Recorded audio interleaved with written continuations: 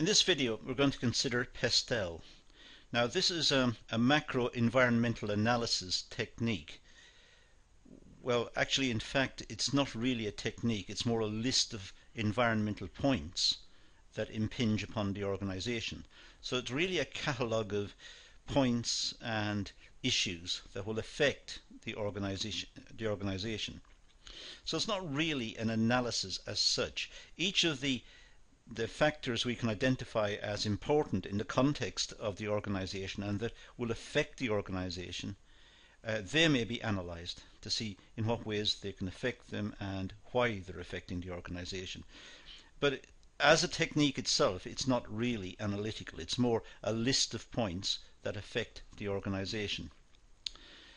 So what I'm going to do in these slides is to look at various factors that impact on the organization and just have a few words about each of them. It's Pestle, so we'll go through them according to the Pestle anagram that we've got here. So if we start, for example, we'll look at the political and legal issues, and we'll see from the word Pestle, this is the P and the L factors there. So what legal and political factors may affect a business organization? Well, taxation policy. The government controls taxation. The government's got a right to levy taxes, and the taxes it imposes will affect the organization, either directly through corporation tax or value added tax or some issue like that, or it'll affect the organization indirectly. Perhaps it imposes a tax on the population, the working population. That means that working people have less to spend, and that will impact upon sales of the organization. So taxation policy is clearly important. But the government also looks out for monopolies and the emergence of monopolies. A monopoly means a single seller of a product in economics. In practice, it's a very large firm who exercises a lot of market power. Typically something over 25% of the market, or around 25% of the market. So if a company has around that figure, it's deemed to have monopoly power. And this may attract the attention of the government. It may want to break up the company so that smaller producers become involved in making the product or offering the service, and thereby there's more competition. More competition is held to be good, because prices are competed downwards and customers have better treatment from the producer. So by and large, we don't like the emergence of monopolies. We prefer to see competitive markets. We have to be careful, of course, because monopolies can have a positive side as well. For example, companies make excess profits and may be able to research and develop into new products. This could be particularly important in the case of medicine, for example, and the ethical pharmaceutical drugs business, where we depend upon new discoveries and new medications. And of course they can only be financed by big companies who make a lot of profit. It's also the case, of course, that large companies are able to compete more effectively in world markets, and we like companies from the country in which we live to be able to compete effectively overseas. So there are positive sides associated with monopoly, but this obviously is the subject matter of separate videos in economics on the topic of monopoly.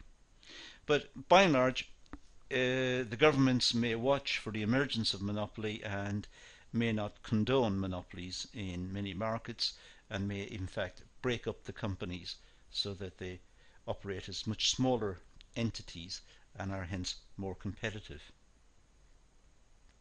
We also have the government, of course, imposing environmental protection measures.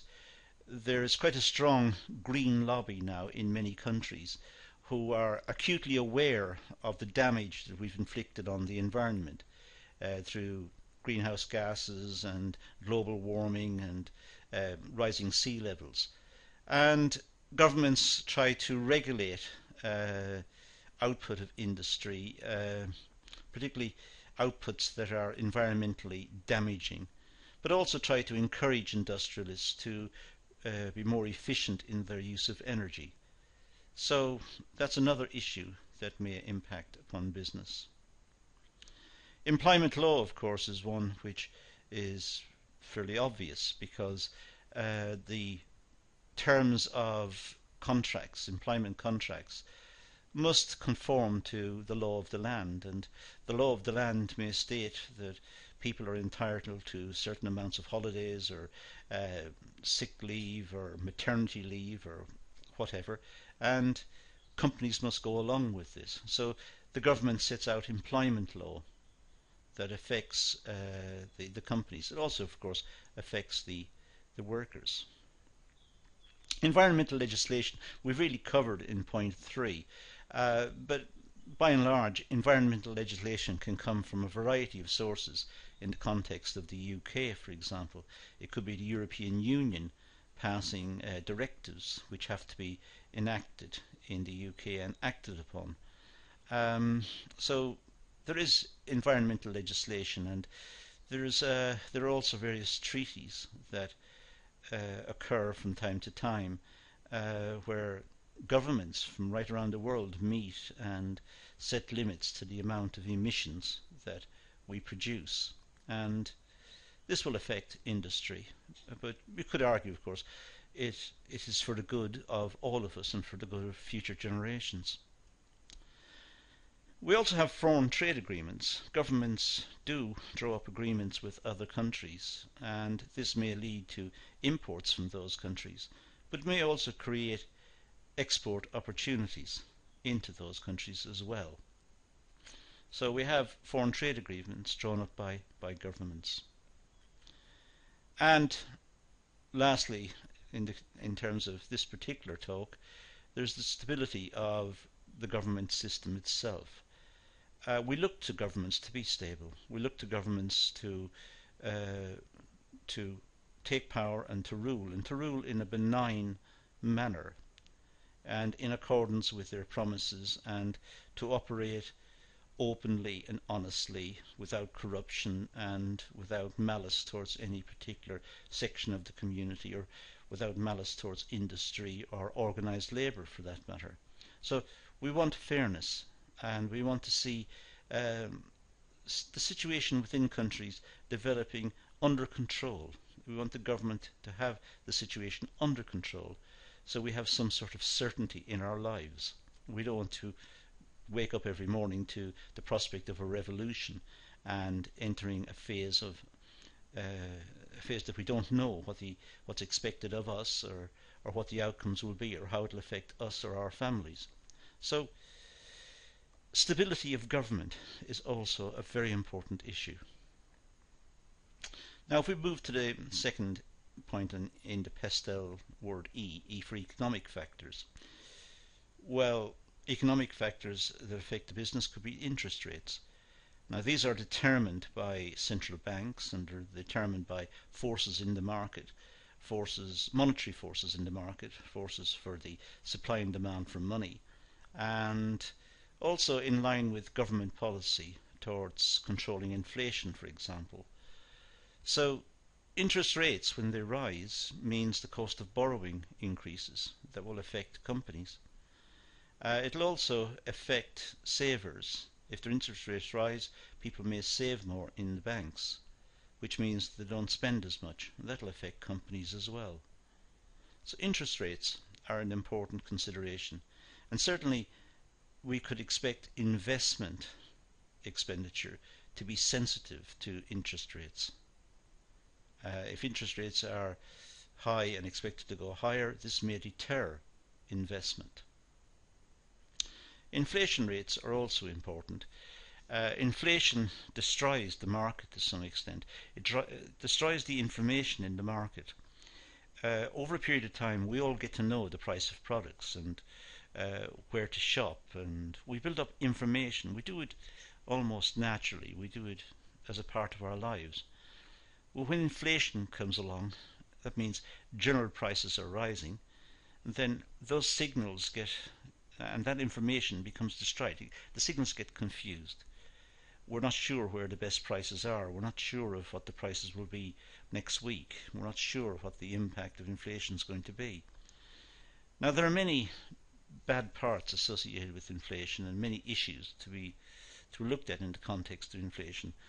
And to that end, I would direct you on to looking at some of the notes on economics and some of the areas in business environment that considers economic issues, and in particular looks at issues associated with inflation, looking at the costs of inflation and the factors that can be affected by inflation, including industrial development.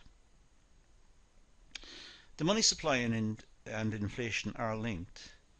If the money supply increases, then the quantity of money in the country is increased, therefore money is less scarce, therefore the price of money may fall.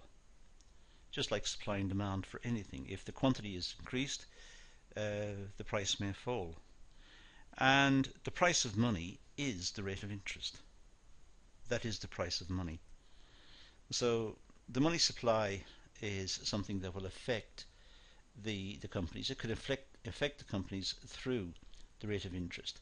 But it could also affect the companies more directly by making finance more readily available through the banks.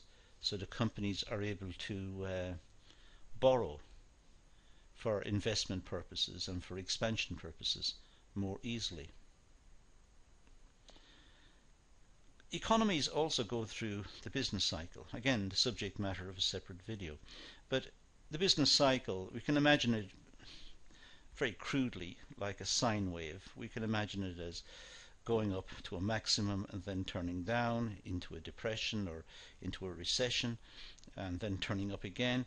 And left to its own devices, economies enter into those cycles. If the government doesn't do anything, if the government leaves the economy alone, the economy will still go into a boom period and then turn down itself into a recessionary period and then turn up, of its own volition almost, turn up into a boom period. So cycles like this occur. There's a big debate in economics about the length of the cycle. Some cycles have been suggested could be 100 years or longer from start to finish. Other cycles could be 1 year, let's say. So business cycles can influence business. If the economy is entering into a boom period, then the company may anticipate more sales. If the economy is entering into a recession phase, then the company may anticipate less sales. So the business cycle is clearly important. I don't want to get involved in the technicalities of the business cycle in this session. This session is not meant to do that. These are dealt with separately in separate videos. Unemployment is also a factor that's important. When there's a high level of unemployment in the economy, there will be less spending in the economy, and less spending means that the companies will find it difficult to make sales. There will be less disposable income in the economy, so less sales.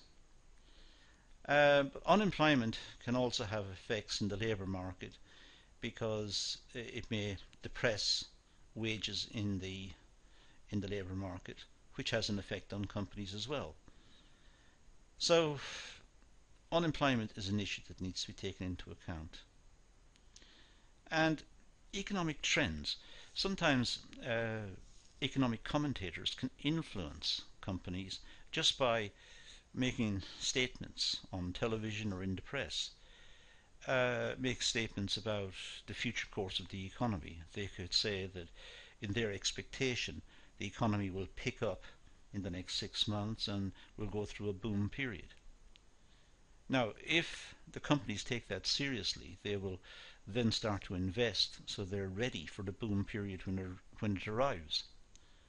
However, if enough of them act in this way, of course the prophecy will be self-fulfilling.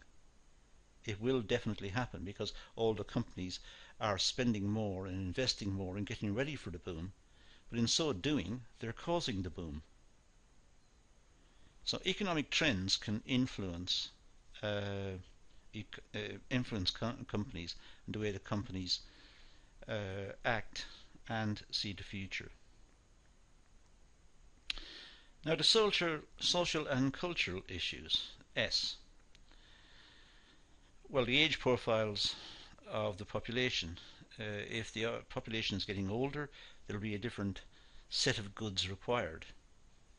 There may be less sports cars sold and perhaps more holidays by the seaside. So it's aging populations require different sets of goods to younger populations. Younger populations may have children and will demand goods for the children. Older populations don't require those. So clearly the age profile of the population is important for companies to take into account, the so-called demographic factors. Also social mobility. How easy is it for people to move up the social ladder? Is it a society that, for example, discriminates against, let's say, females or against people from different ethnic backgrounds? Is that condoned within the society? Because if it is, then those people are being artificially held back, and they're the ones who perhaps industry needs to promote growth and efficiency and bring about a more dynamic economy. So what's the type of social mobility, and what opportunities are there for people at school to go to college and university and get master's degrees and show off what they can do, and then go on to have good lives and help others in so doing? So social mobility is an issue that needs to be taken seriously, but it does affect companies. The companies themselves may not be able to do anything about it, but it certainly affects the companies in terms of the availability of skilled staff, the opportunities that people get to move through the ranks from, let's say, manual worker to clerical to managerial and so on. And also changes in lifestyles. We have changed our lifestyles immensely. If we look at most economies today and compare it with those economies, let's say 10 years ago or 20 years ago, we have changed immensely. We've changed our lifestyles in terms of the types of food we eat, our holiday patterns, our requirements in the home, the type of electronics and communication systems we've got.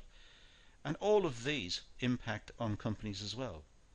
We now have home shopping, and we have shopping online, and we have a lot of influences that were not there in the past.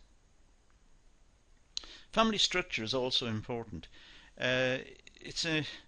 Whether we've got a nuclear type family with a father, mother and some children, or a single parent, or whatever the configuration is, there will be implications for sales for companies and the way the companies must try to organize their products to try and facilitate the customers coming from different circumstances, to enable those workers to and those consumers, I should say, to fulfill their needs given their personal circumstances. The average level of education is important for companies, not just because they want to recruit the right type of personnel, people with the right skills and competencies and aptitudes, who are able to not just read and write, but are able to program and use spreadsheets and program machines and who have got the capability of integrating into this very technocratic structure that we've developed. But we also need good levels of education to promote society, so that we get a more caring and a more compassionate society, a more understanding society, more tolerance. And this comes through education, the type of respect that we pay each other, and the way in which we live. Worker behaviour is important. Workers have been empowered through various pieces of legislation, and although some people would say probably over empowered, others would say it's right what has happened, and maybe that debate will just continue and that tension will continue between different groups involved in employee relations. But worker behaviour is important so that workers are acculturated to the way in which we need to work nowadays.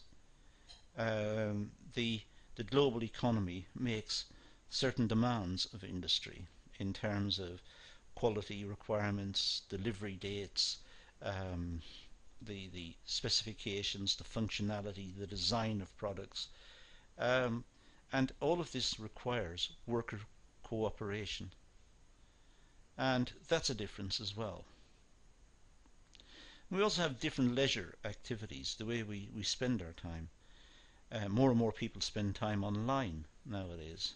Perhaps in the past they would have gone to the cinema, or they would have gone out in the evening and gone for a meal or whatever, visited family. They may spend more time online, and they may even speak to their family online, uh, uh, conference with their family. Um, it's the world has changed, and the type of products that are required have changed immensely, and it's imperative that industry and commerce understand customer requirements and the changing pattern of customer requirements in the context of work, leisure, and type of family expenditures that we undertake. And it's important that the companies have the products there for us to meet those demands if those companies are going to succeed. The distribution of income is also important, of course. Uh, it's always an issue that it's divisive when we get a few very, very rich people in the society and the vast majority of the people quite poor. Well, in a sense, that's a recipe for revolution almost. That's a recipe for social disorder. Now, probably that's the wrong way of putting it, but certainly to get people to buy in to the society and the norms of the society, they must have a stake in the society. And that means they must feel that they're able to advance themselves and their families through hard work, through education, through application, and through following the rules. So they feel it's very uh, it's detrimental to social cohesion when there's a few very rich and the majority are very poor. So movements towards redistributing income away from the rich and towards the poor means there may be more expenditure on goods and services. The poor tend to spend a higher proportion of their income simply because they have to. They can't afford to save. So the poor may spend 100% of their income. The rich, the very rich, may only spend a very small percentage of their income. So by distributing income away from the rich and in favour of the poor, that will increase overall expenditure in the economy, and that could boost sales for companies and boost the sustainability of companies. Finally, attitudes and values. Well, attitudes and values have also changed over the years. Probably this is a function of the technology that we've seen emerge and the types of changes we've seen in education, and types of changes in society, in social norms in society. But attitudes and values, they need to uh, be supportive of industry if we are to have industry. If a society is aggressive towards industry, then it's likely that the business community will then up and move to a country or to an area where they're more welcomed. That means jobs will be lost and there'll be increased poverty within the area that pushed them out. So there are lots of issues here, and these 9 points are quite controversial. I recognise that, and it's important to get a balance on each of them and try to work through the pros and cons of each of them and get them balanced, because it's probably wrong to come down on one side or the other. There are issues associated with each of them, that tend to be for and against. So try and get a good list, pros and cons associated with this. Let's move to the technological factors.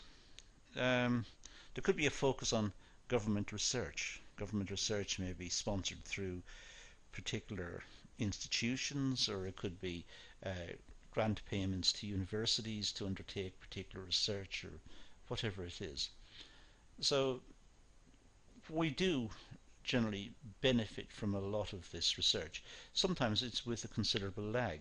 The research may be undertaken, for example, for military purposes. But eventually we would expect some sort of spin-off to come out into our lives, perhaps in the form of new products or new materials. As we'll see in a few moments, these are separate issues. The rate of technological transfer, moving from, let's say, from pure research conducted, let's say, at university level, to technological adaptation and into products, that rate is important because that's what gives us new products. So sometimes an idea may be played around with amongst the academics, and or might be played around with amongst researchers in institutions, but eventually it may become a product and go into sale, and that will in turn affect our lifestyles. I just mentioned materials. It could be that the research is aimed at something to achieve something, and a side effect or a side product of this is the development of new materials. A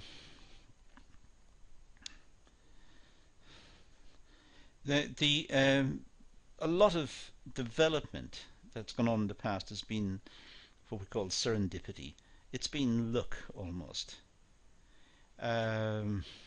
We think of a lot of products that we get have just been developed out of almost pure chance, just coincidence.